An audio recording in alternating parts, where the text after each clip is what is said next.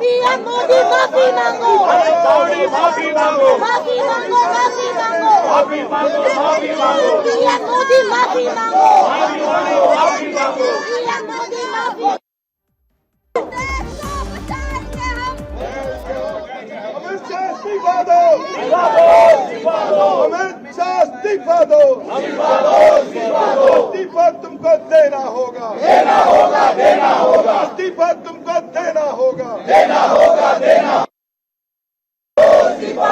को मारने वाले इस्तीफा दो, इस्तीफा दो, इस्तीफा दो, अमित शाह इस्तीफा दो, इस्तीफा दो, इस्तीफा दो, इस्तीफा तुमको देना होगा, देना होगा, देना होगा, अमित शाह इस्तीफा दो।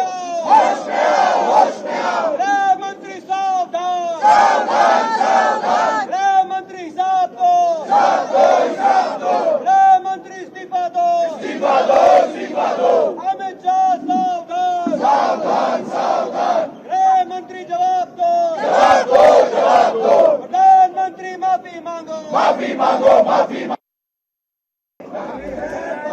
धर्मेंद्र प्रधान झांकी है, अमित शाह बाकी है, धर्मेंद्र प्रधान झांकी है, अमित शाह बाकी है, धर्मेंद्र प्रधान झांकी है, अमित शाह बाकी है, धर्मेंद्र प्रधान झांकी है, अमित शाह बाकी है, धर्मेंद्र प्रधान झांकी है, अमित शाह बाकी है, पीएम मोदी माफी मांगो, माफी मांगो, माफी मांगो, अमित शाह माफी मांगो।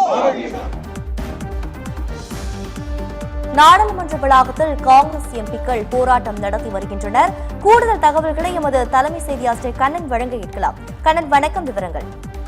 தீபிகா, கடந்த 20ஆம் தேதி அங்கு நாடாளுமன்றத்தை நோக்கி பேரணி சென்ற போது தடியடி பிரயோகம் நடத்தப்பட்டதில் பல மாணவர்கள் காயமடைந்தார்கள். அந்த காயமடைந்த மாணவர்களுக்கு நீதி கோரி இன்று நாடாளுமன்ற வளாகத்தில் காங்கிரஸ் கட்சியின் எம்பிக்கள், அவர்களோடு எதிர்க்கட்சிகளைச் சேர்ந்த சமாஜ்வாதி கட்சியின் தலைவர் அகிலேஷ் யாதவ் உள்ளிட்ட பல்வேறு கட்சிகளைச் சேர்ந்த எம்பிக்கள் இன்று நாடாளுமன்ற வளாகத்தில் ஆர்ப்பாட்டத்தில் ஈடுபட்டார்கள். ராகுல் காந்தி, பிரியங்கா காந்தி, அகிலேஷ் யாதவ் மற்றும் எதிர்க்கட்சிகளைச் சேர்ந்த முக்கிய பல்வேறு கட்சிகளைச் சேர்ந்த எம்பிக்களும் இந்த ஆர்ப்பாட்டத்தில் ஈடுபட்டு மத்திய அரசை கண்டித்து முழக்கங்களை எழுப்பினார்கள். கடந்த 20ஆம் தேதி காக்ரோச் ஜனதா பார்ட்டி கட்சியின் சார்பாக அங்கு மாணவர்கள், இளைஞர்கள் நடத்திய அந்த போராட்டத்தில் தடியடி பிரயோகம் நடத்தப்பட்டதில் பல மாணவர்களுக்கு பெல்லட் குண்டுகள் உடலில் பாய்ந்தது.